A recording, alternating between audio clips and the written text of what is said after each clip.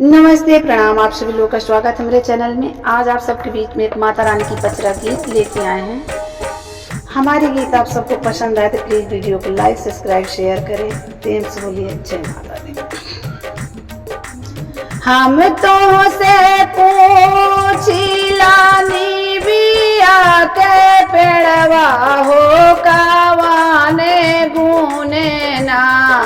तोरी ठंडी ठंडी बयरिया हो कावाने गुने ना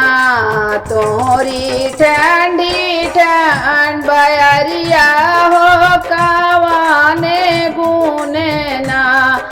हमारे ही डलिया मैया झूले ली झालुआ हो कि यही गुने ना हमारी ठंडी ठंड बयरिया हो कि यही गुने ना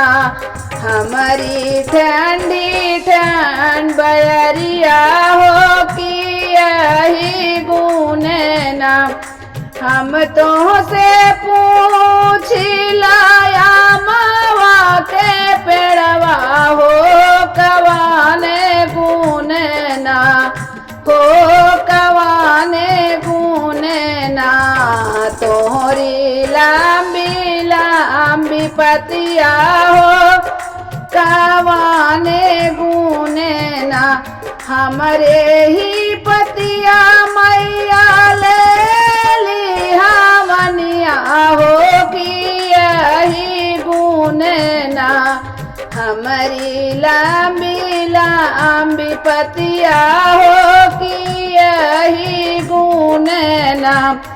हमारी लंबी लंबी पतिया हो कि यही गुने ना हम तो से पूछिला मालिया बेटा हुआ हो कावाने गुने ना माई तोहरी मानाली बचनिया हो कावाने गुने ना मैया तोहरी मानली बचनिया हो कावाने गुने ना हमरे ही पुलवा मैया पहिर गजरवा हो कि यही गुने ना मैया मानली बचनिया हो कि यही गुने ना मैया मानली बचनिया हो कि यही गुने ना हम तो से पूछिला बाज जा बेटा हुआ हो कवाने गुने ना तोहरी चुनरी चाम चाम चमक हो कवाने गुने ना हमारे ही चुनरी मैया कराई सिंगरवा हो कि यही गुने ना हमारी चाम चाम चमक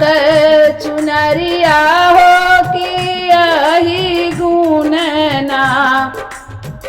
हम तो से पूछिला सोनारा बेटा हो कवान